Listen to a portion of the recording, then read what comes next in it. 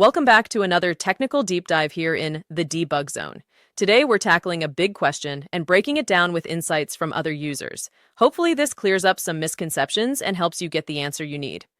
So buckle up, stay a little curious, and let's jump right in.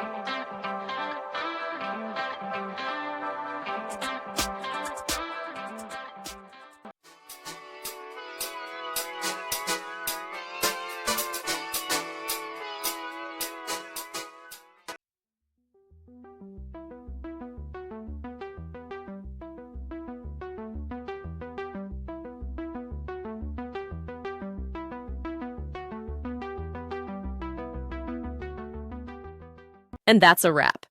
I hope you found the answer you were looking for. If you did, take a second to hit that subscribe button. It really helps out.